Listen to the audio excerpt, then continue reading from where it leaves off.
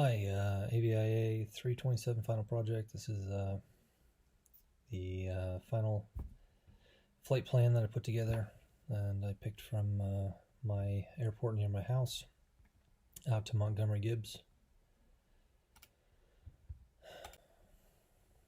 Alright, I'm going to go over the scenario, the route that I put together, a bunch of different safety factors, pilot, aircraft, environmental, some other things, and then conclude it. Wrap it up. First I'm going to talk about the plan that I put together, and then I'll talk about the actual flight. Okay, newly minted commercial pilot. Take off on a Thursday. That doesn't really matter. Who cares? 3 people, all pretty light. And we're going to take them out to Montgomery Gibbs so they can go to Torrey Pines Golf Course, pretty close to there. This says 150 miles, but I think it's a typo because the next one says 250. Alright, we have, I couldn't tell if that was 50 pounds or 75 pounds because it says total afterwards, but I just did 120 pounds or 125. Moving on, here it is, 250 miles now. We're going to take all the fuel that we possibly can, and we're going to depart about an hour before sunset, so we got to think about our night currency too. Alright, this is what I picked. My home field, it's not really, it's my home airport, it's not really the one I trained out of, it's the one next to my house, so convenient for me. I take the south route and go up to Montgomery Gibbs. I've done this a bunch of times, so not a big deal here. Alright, this is some weight and balance I figured out. I took the passengers, stuck them in, and then I took all the fuel that I possibly could, and that gave me like 41.5, 42 gallons, something like that. That put me right at the max takeoff weight up here. Pretty far aft CG, so we got all those factors, so we'll fly a little bit faster. Stall later, harder to recover, all that kind of nonsense, and just a factor. It's still within limits, but it's something to be aware of. I was pretty happy with the fact this is pretty long. It's a pretty good stretch. I like this airplane a lot. I've just started flying it not that long ago, so I like that it can get out and go, still carry a good amount of weight, and be able to get out from here out to Montgomery Gibbs with this many people and still have, you know, well over an hour of fuel afterwards is pretty nice. So I haven't been able to do that with some of the other airplanes. Okay, takeoff distance. I don't think that this task is really about performance calculations, but I put it in here anyway. I'm not going to spend a whole lot of time. I think in previous courses we've gone over this ad nauseum, so I think it was really more about the flight. So here's my calculations if it needs to be seen. Same thing, climb distance, all these factors, and I got these from the official manufacturer, POH.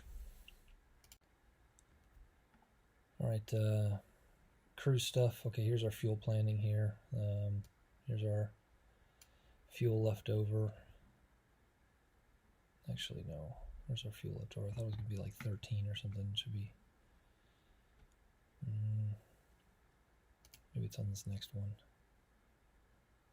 Where's our trip fuel? Okay, we started with this. Taxi with that. Climb.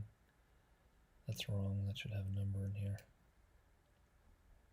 20.5, I think I put on my other planning, it was like 21.5 or 22.5 or something like that, so I think this app has it wrong, but I use this app because it's flashy and it was good for a slideshow, nice and colorful. Alright, landing distance, again, I'm not going to go too in-depth about with this thing, but here was my summary. So my takeoff from the home airport, cruise, landing, I figured I'd go 65 and just go VFR to bust out. I know there's a scenario for IFR along the way, we'll get into it. Alright, the route, I'm just going to take the VFR flyway over to Chandler and then across. I'm not going to go down to Gila Bend because this is insane in here with training and whatnot, so I'm just going to cut across under this Bravo shelf, head out, skip Gila Bend, skip anything that's down there, skip the Stanfield stack that's down here. It's crazy. It's going to take us to Mohack, so I'm just going to go over real quick. what I plan, because I know there's the scenario about 40 minutes in, the IFR, that kind of stuff. So I'll go over that later, but I'm just going to go over what I planned real quick. This Mohack waypoint's what I'm going to head direct to. We don't need to worry about this restricted area, no matter how many times I tell people. They freak out about this, but that's, 3,500 feet, so not a factor. We'll go to Bard, then we'll go to Imperial. Yep, I put an arrow. Bard, Imperial, we'll head up, can't remember, it's not Cow's Mountain, but there's a waypoint. Alpine, that's it. Alpine, and we'll go over to Cow's Mountain. We got this Bravo shelf. I think I put a little, yeah. We got this Bravo shelf here. It starts at 4,800 feet. We also got Gillespie here, and that's at 2,400 feet. So we'll start atop of descent somewhere back here. These mountains are, pretty high here. So once we get over the mountains, we'll start a pretty steep top of descent coming across here. There's a lot of people usually through here. And I think Gillespie's got a localizer that I think, pretty crazy localizer if anybody's done that. It's like a 7-degree glide slope on this thing. We'll come in to aim for 2,500 feet, and then 2.8 right's usually what Montgomery's using. I picked Montgomery because Torrey Pines, there's a couple golf courses in here, and I think that was the scenario, so I was trying to make it follow. Oh, here it is, Torrey Pines Golf Course. It's up here. I think they used to do like a PGA tour through there. I think it was a pretty big deal, that golf course. There's also one down in La Jolla that's a pretty big deal. And Montgomery gives us a good one to go into because it's got a lot of resources around here. It's got usually the cheapest fuel out here, and they've got a rental car that you can take. It's my favorite airport to go in out there. I like the FBO a lot. Profile. Yeah, here it is. Here's the mountains at the end, but if we're going VFR, we'll dodge the mountains. But I know there's IFR. We'll talk about it later. I like going out here VFR. When I go out here IFR, they make me climb up to like 10,000 feet, and you get to the end, and then my kids can't stand when you come shooting out of here from 10,000 feet and you come dropping super quick here, and they complain about their ears hurting and everything else. So I prefer to go out here VFR. All right, IFR en route. So for planning, overcast at 800. Overcast at 800 out in Gillespie is not a big deal. It has us on the ILS here, dropping, it's 600 feet that we'll have between punching out of the clouds and then landing at Gillespie. It's not crazy winds.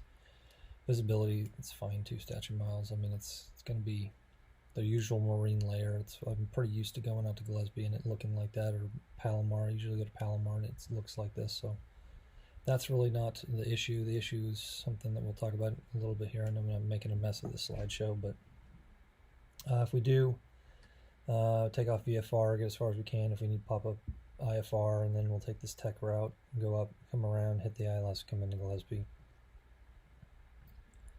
None of that's a big issue, but we'll get into the other stuff later. There's a VFR condition, 30 to 35 miles, which is really not far at all. 30 to 35 miles. I mean, there's, let's see, there's Ramona. I think there's a couple airports in here, like Fullerton, I think, is up here, and then Hope or whatever it is, that Oceanside one's not. I don't think that's 35 miles, but there's a couple in here, so it's not really what I wanted for this.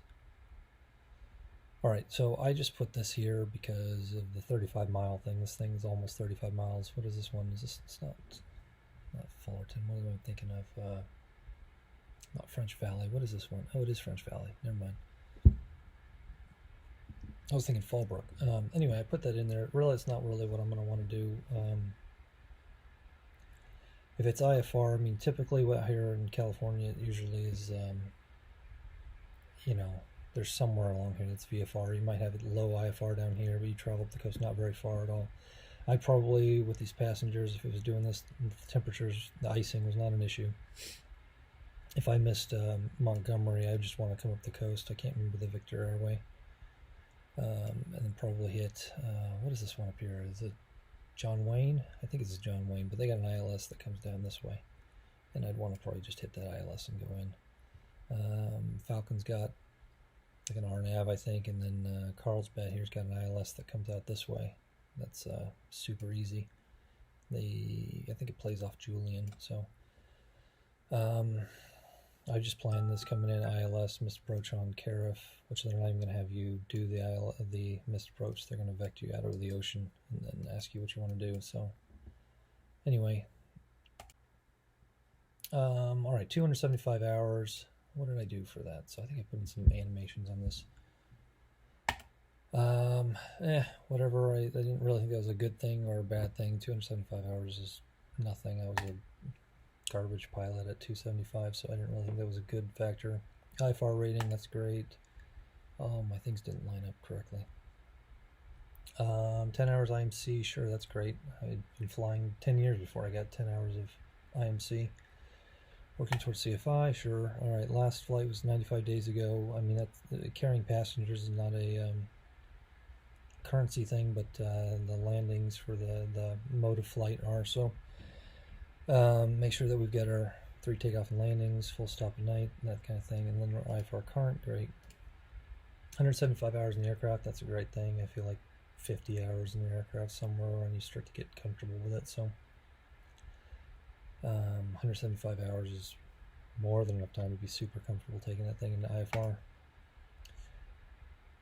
My thumbs didn't line up like I wanted them to. Fully IFR certified, great. No oxygen system or anti-de-icing equipment, so this is a negative thing because it starts getting to these temperatures. So we've got that temperature 7, dew point 6, and this is at the ground at Gillespie. So you know, when we're coming in and we get that pop-up IFR and have to get up to 10,000 feet to get over their minimum vectoring altitude or whatever the crap to get over our mountains there, if we think about 2 degrees per 1,000 feet, we're going to be pretty cold by the time we get up to 10,000 feet. So that's not something we want to be IFR in, not in the Cirrus, not with, it doesn't have any de-icing stuff. So